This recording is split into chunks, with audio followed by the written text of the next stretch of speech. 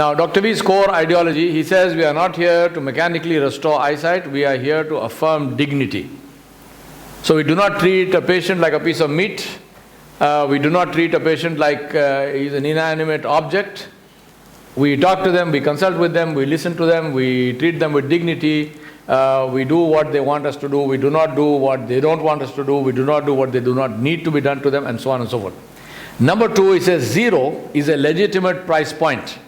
And that's why I said they ask you how much would you like to pay, not how much can you pay. So they don't do a credit rating check on you or nothing. There's a famous story of APJ Abdul Kalam, the previous president of India, where he was in Madurai on a private visit, because he's from Tamil Nadu. And obviously even on a private visit, he has his security and so on. But somehow, Allah knows how, he wandered off and the security guards lost him. When they found him, he was being treated in Aravind Eye Hospital, and he was being treated for free because nobody recognized him. And they asked him, how much would you like to pay? He put his hand in his pocket and he had no wallet. He was like me, he went around without a wallet because somebody else was paying his bills. So he had no money. So they said, no problem. 0 is a legitimate price point. If you can't pay for the treatment, no problem, you still get the treatment. If you cannot pay for the treatment, no problem, you still get the treatment. You don't get a second quality treatment, you get the same quality treatment as somebody who's paying. Right? The patient need. And they ended up treating the President of America, President of India, they didn't know who he was. Quality will not differ, optional add-ons are payable. So obviously if you want something special. Poor patients are seen as contributors, not rich helping the poor, but the poor are equal partners in dignity. To give you some statistics, in India, there are 12 million blind people, majority of them living on less than $1.50 a day. Right? Another part of the philosophy of Dr. V, he says finding versus building. He says you can't find good people, you have to build good people. So what do? 100% of nurses are trained in-house, and they are certified by the same agency that certifies nurses for American hospitals. So the nurses are trained in Madurai, they are certified by a US agency, so the quality of nursing is the same as in any American hospital. 95% of doctors are trained in-house.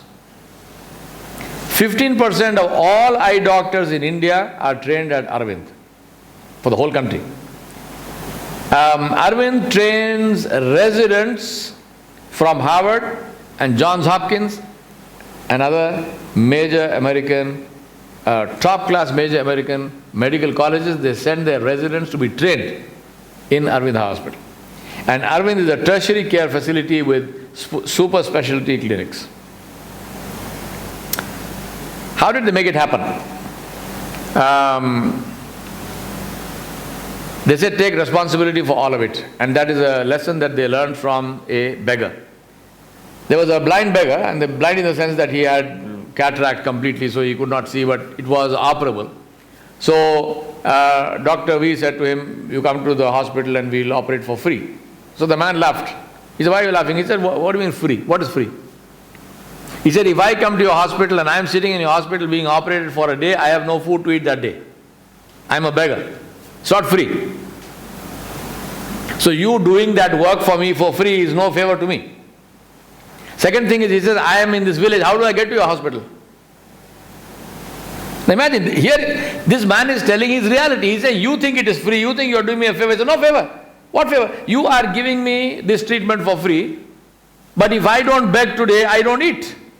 So when I am in your hospital, what do I do? So what was Dr. V's his reaction? He says, own the barriers. If the people cannot come to the hospital, take the hospital to the people. Or bring them to the hospital.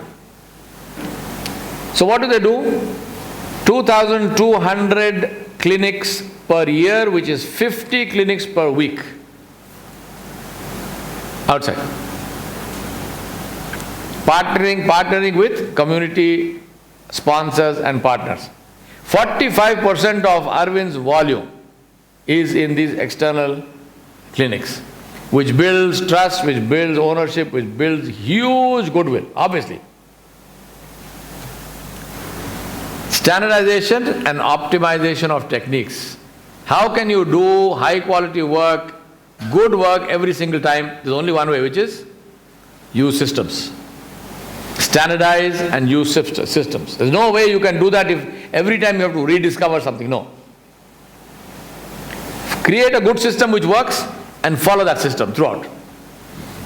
And Dr. V said we learned this from McDonald's. Same high cholesterol Big Mac, which will take you to the grave much faster, no matter which country you eat it in. Exactly the same rate of poison everywhere, right? So bottom line is, if you want something, you have to believe in it enough to invest yourself, meaning your mind, your money, your energy, and most of all, your heart. Constraints. Now what about constraints? You might say, well, we have constraints. Well, constraints, according to Aravind and according to me, are unreal. To give you an idea, in 1980s, the intraocular lens, which is the lens that is used for cataract surgery, right? This was invented and produced at a cost of $300. And WHO, the World Health Organization, it's absolutely amazing how something like the WHO can actually make a statement like this, which is an absolutely obscene statement. They said it would be irresponsible to encourage addiction to a technology that this country cannot afford. They said there's no point in sending a $300 lens to India because India is a poor country and they can't afford it. So imagine, look at the language. I mean, this is the language of Western capitalism. It's immoral, it is evil, it is obscene. To enable to help people to see is addiction.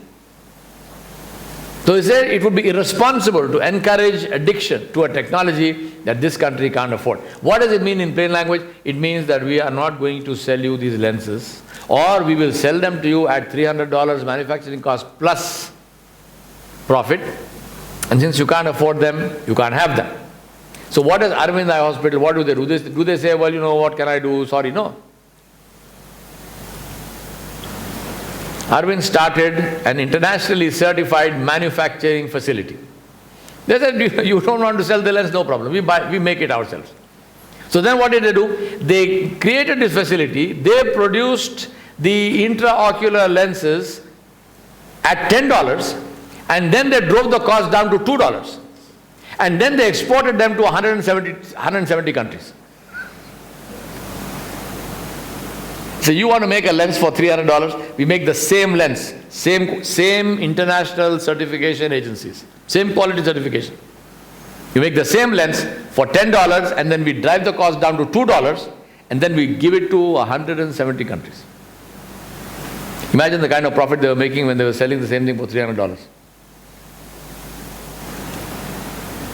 And therefore, to maximize impact, share knowledge. And that's why I want to use this quote of George Bernard Shaw. He said, the reasonable man adapts himself to the world. The unreasonable one persists in trying to adapt the world to himself.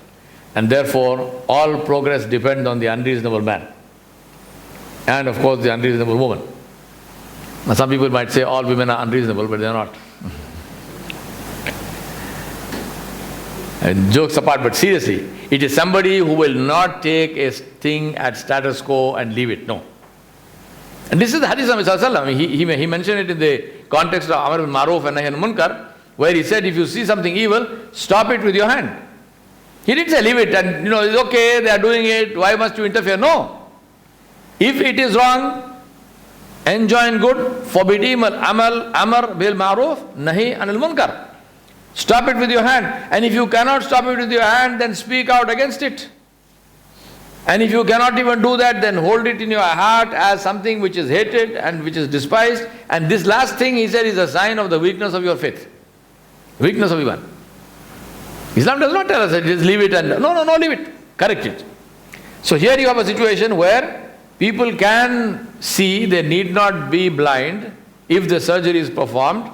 But because somebody is profiteering, You don't say, well, you know, what can I do? No, find a way. Find a way. And that's what Aravind did. So therefore, exercise for you. I'm not asking you to do it here, but do it at home. Identify 2 critical areas in your life where you would like to make a change. Go home now, after this program, sit down and identify only 2 areas.